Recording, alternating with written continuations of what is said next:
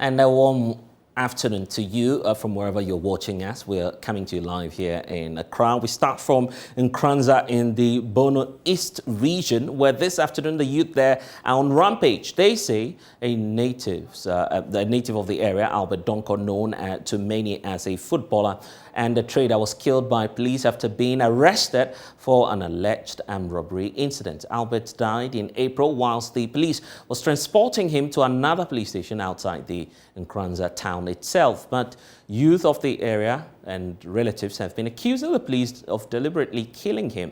There's been no word from the police so far on this, and as we speak, that's the situation in the town. But this afternoon, tension as well, we know, is on the rise as the youth are on the streets demanding justice.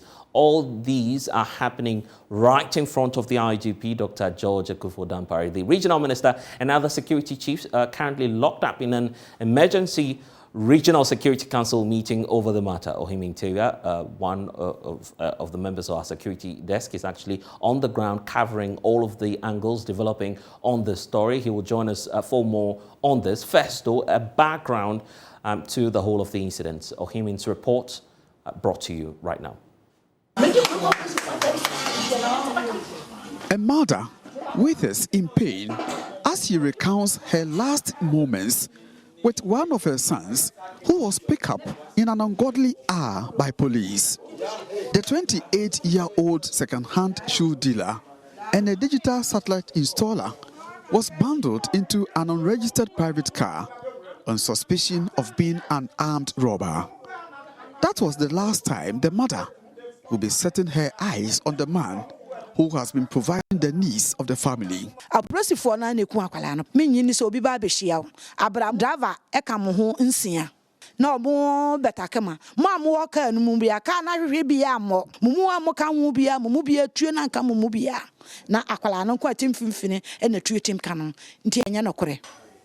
Inside the Kasajan home of Albert Akwesi-Donko, there is an unsettling scene of clothes and other personal items strewn about in one of the rooms. The police team ransacked Albert's room in search of evidence to incriminate him. But his uncle, Reverend Dr. Matthias Sarkodie, who led me to his nephew's room, says the police found nothing incriminating. Deep in the night, around 2:30, the vehicle they brought over here was not a registered vehicle, and it wasn't an official vehicle of the police. The mother was even about to join them, and they took the vehicle away. Kwesi was not part of the armed robbers, so they had nothing to say, rather to inform us to be moving up and down, at least to steal time in order to have another case to present to the regional commander.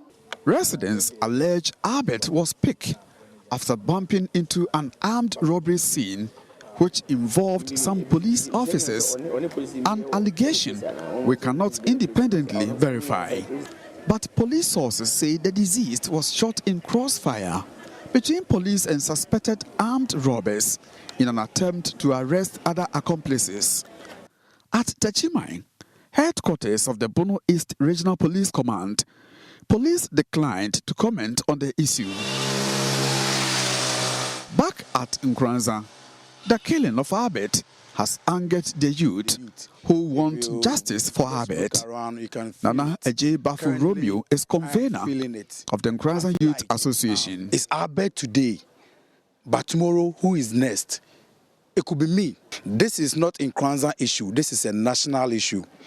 Please, men that we are paying with our taxes, those who are in uniform to protect us are now the people that are turning back to harm us. The youth are angry, but we are calming things down. If not, they will have been violent, there will have been chaos, but we don't want a situation or a scenario that we will lose another life. We don't want to lose any life. The streets we will hit. We just want justice. We have to display our displeasure. The police at Techimai say the matter is being handled at the national headquarters. From Nkoranza, in the Bono East region for Joy News, Ohiming Tewia reporting. Ohiming, if you can hear me, I was asking about the regional security meeting which is underway. Thank you, my brother. Currently, the meeting is over. the Regional Security Council members, led by the Regional Minister, Kosi Adujan, a while ago, were in Nkoranza to speak to the media on what the Regional Security Council has done, and also to give some little background information.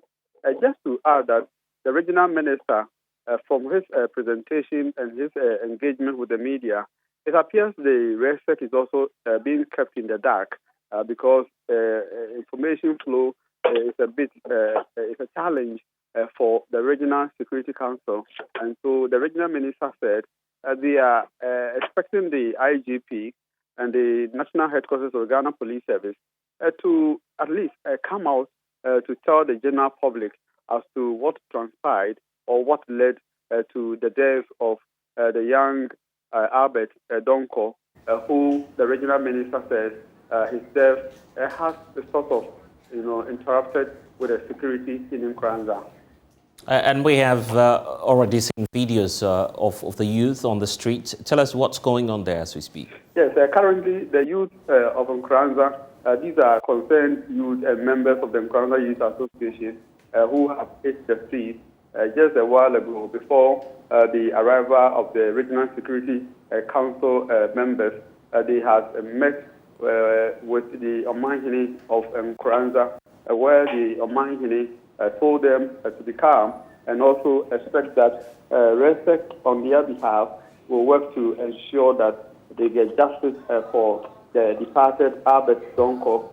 So Nana Kwame Bafo the Fourth, the Omanhene of Nkoranza, also assured the youth of the Traditional Council support to unravel circumstances that led to the gentleman and also ensure that we get the needed justice for the young man and the family. And he even said that looking at there appears to be an insecurity, feeling of insecurity in Nkoranza, and he cited himself as an example. He said he doesn't feel safe because if you could be, sleeping in your bedroom, somebody comes, takes you, and then that ends your life, then the residents of Nkoranza should be concerned. And so he appealed to the IGP to expedite investigations into the matter. And few minutes after leaving the Omanhene's palace, the young, men just hit the streets, carrying vehicle tires, and then some also holding logs of timber, marching towards the municipal police headquarters. And as we speak, just a few meters away from where the youth have come together and mass up, they are demanding that police come out to explain what led to the death of Albert Donko, and they say they want justice. From there, my conversations with them, the leadership, they told me what we are seeing today is just a rehearsal of events that are yet to unfold in Nkoranza. And he says, beyond today, starting from tomorrow, that is where they want to increase the velocity of whatever they are doing, to also push authorities out there to expedite action in the investigations. And as we speak, residents, especially motorists who are traveling from Ejura to Nkoranza Township and those traveling from Nkoranza to Ejura have been forced to convert the dual carriage double lane into a single lane each. So what it means is that those traveling from Ejura who had just the luxury to use a double lane are now being forced to share that lane with those who are traveling from Nkoranza to Ejura because the youth have closed the bit from just in front of the municipal police command headquarters. So they are still chanting and also opening the place, and you can see that the fire is still, in flames. They are not budging. They want to, for them, they want to infuriate the police for police to respond. And when police react or respond, that is where they say they will also show them where power lies. And so now it's just that they are giving like 6 for task. Now they want police to react to what they are doing. But unfortunately, few police officers who are seen around seems not to be perturbed with what is going on. A male police officer I saw just, ran, onto his motorbike and then sped off. A few other policewomen around, some in mufti, are standing just in front of the main entrance to the police station and also watching events as they unfold here. But I must also say that the respect team members came into contact with these gentlemen, the angry youth. But the youth, I overheard somebody say that it's the Omanhene convoy that is passing by, and because he's the overlord of the land, they should give him that passage. So they opened, and I realized it was being led by a military vehicle. And later, when I got to the regional Security Council media briefing, that's where I got to know that it was the regional minister's convoy, respect members' convoy. So I must say, yes, the people, especially the youth, are agitated, they are unhappy, and they have placards and also, displaying placards indicating that they want justice for their colleague Albert Donko. So for now, the regional minister admits that as a regional minister presiding over a region where somebody has been picked and then led by police, and later, about 3 weeks later, the area we heard of his death, then he, as a regional minister, is very, very, very disturbed. All right. He expects the IGP to work on the situation as quick as possible. Thank you. I want to bring in now Dr. Adam Bona, who's a security analyst, joining us now. He's also been monitoring developments there in Nkoranza. Thank you, Doc, for your time. So let's get to this. This would not be the first time we're experiencing such a situation between the police and the public. What do we do to calm tensions, first of all? Oh, yes. Good afternoon to you, Blessed. My condolences to the bereaved family, the deceased Albert's family. And, let me use this opportunity to caution the rampaging youths to demonstrate responsibly. Albert has already lost his life, and obviously we are all aware investigations will be conducted. They have demonstrated enough, and therefore I would call them and I would say that they should probably allow the police, the RECSEC, and those who are clothed with power to peacefully conduct these investigations to ensure that they call it the justice they are seeking for Albert. They get it for him. And but if they go on this way, if they are not very careful, more lives are likely to be lost, because then there are other people who might be crossing between Nkoranza to other neighboring towns and regions. And we should be law-abiding. And so I would call them not to provoke probably the security agencies, because once they do that, then chances are that they are going to ensure that they bring peace and order within the locality. And we've seen it in other places where it didn't end too well. So I will call the leadership of the Nkoranza Youth Association to lay down their weapons, to stop burning tires on the streets, because these streets, when you do that, you destroy the streets, the lifespan of the streets or the road, the tarred road. So they shouldn't do that, because it is for them. I would also urge that the police conduct, a speedy investigation into this, so that we know what actually happened. I'm told the IGP's delegation is on its way to Nkoranza, and pretty shortly they will arrive in Nkoranza. I do believe that when they get there, I think it's a fact-finding mission. Once they get there, they will put themselves together to be able to tell us what they've been able to pick from the Bono East or the Nkoranza municipal area. And what's surprising is that this incident, as we understand, happened on the 25th of April. Nothing has happened since we heard from the police or the RECSEC. Is this the source of the chaos, perhaps, that we're seeing on the streets? Possibly so, because then it means that somebody didn't treat this to be so important. I'm saying this because usually you will have a police regional commander. The police service, they have 18 regional command areas, including Tema and the Kaswa area. The Kaswa is the latest police region. And so each of these regions are usually manned by a senior police officer. If the regional police commander is not there, there's supposed to be a 2IC, or the second in command in the region. And so at every given point, the region, none of the police regions, per what I know, none of them is supposed to be without a regional commander or a 2IC. At least there should be a 2IC if the regional commander is not there. Or if the regional commander is there, the 2IC can go off to perform other private or other official functions.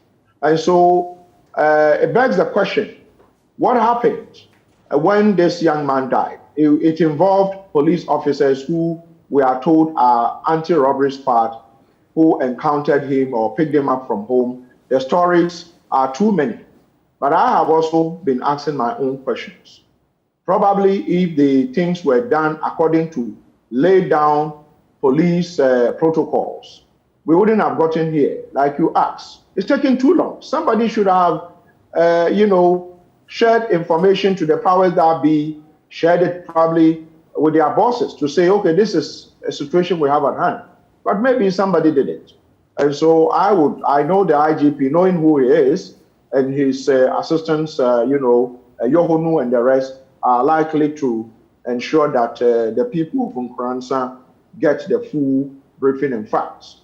But as far as I'm concerned, police interrogations, at least all police interrogators have been told that if you have to interrogate a suspect, record the person, film the person on video and audio, have it, so that if the person even goes to court and decide that, you know what, this confession statement, I gave it out under duress, but the courts or the judge who is sitting, in state will look at the evidence and look at the person's demeanor and say, you were not touching.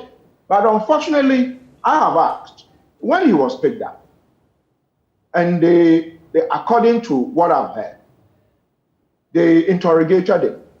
The police officers who interrogated him, did they record anything? Because they are supposed to do that. Did they record him, video or audio? If they didn't, and they end up coming to tell the general public that he confessed to some firearms that were hiding or that they've hidden in some forest area, then it is their word against the dead person's word. How would the general public believe them? From where I sit, working with the police for many years, they have their own laid down set of protocols. And if they are followed, usually you don't see some of these disturbances. But the moment somebody begins to ignore the protocols, then you would see some of these situations coming up. And so as far as I'm concerned, I will not be able to tell whether he's an armed robber, he was not an armed robber. But if you put 1 and 2 together, if you were to put a plus in between them, you might not get a 3. So it is not adding up. It means there's something missing in this whole scenario that is playing up. And I would want that, I know that they are likely to constitute, the police itself usually constitute their own investigative team. But some of us will request that probably something that looks like, a committee, an independent committee, something that looks like the one that they put together, the Interior Minister put together for the Aswansi 7 deaths that told us that the police acted wrongly. These people were not armed robbers. Let's have something like that. While the police also, obviously, they are clothed with power to investigate, so they should go ahead. But I want to see probably an independent, committee, not made up of the police, also taking their time to investigate this. Because looking at what is going on, the last thing anyone wants is the young people to take the laws into their own hands. And you see, Ghana, we must abide by the laws of this country. If we are not careful, a curfew could be, they'll be issued a curfew, signal will hit the municipality. And when there is curfew, they will send soldiers in, everybody must sleep. And so they shouldn't take the laws into their own hands. They are demanding for justice, but they should do that responsibly. But if they cross certain lines, then the state would have the responsibility to ensure that demonstrators and non-demonstrators who are within that municipality are, protected, using state resources. So I think they should be responsible. If you are listening to me, we have heard them enough. I think investigations are already underway. And so saying that this is just the beginning, for me, sends shivers to me, and I can already see a curfew if they don't tone down and they continue to create more chaos in the town.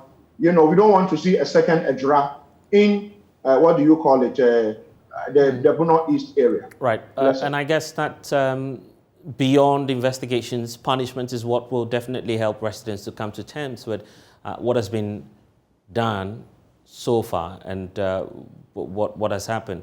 What do you think about that, effecting arrest at this moment? Well, I think that usually it will be too early to say somebody should be punished because I don't have the full facts. After investigations, if it comes out that these police officers who did this acted wrongly, for instance, I've cited their own protocol that says, if you are interrogating a suspect, film him, record him on audio. If they didn't do that, it means that they didn't go by their own, one of the things they are supposed to do. I would, by this also urge that probably these officers are interdicted. Sometimes when these things are done and the young people or the demonstrators get to know that, okay, they are already facing some sanctions by their employer, it calms nerves down, so that the police and the authorities are able to perform the functions, given them by the state in terms of protecting lives and property. So yes, if after investigations, it comes out that the officers involved acted wrongly, I would call for the severest of punishment. And I know officers who lost their jobs, and some of them are in prison in Saom and other prisons around the country. And so working closely with the police, I will tell you that, working with them, I will tell you that the IGP will tell you, I will not shield any police officer. I'm not here to shield, and I will not shield any citizens, any citizen who crosses the line. So I think let's use your medium to appeal to the people. First of all, we don't want any lives lost. They shouldn't destroy property. They should go back home, believing that the police and our authorities are in charge, or else there could be a curfew in the area, and who suffers? Business and other activities will come to a halt. We don't want that in that area, no.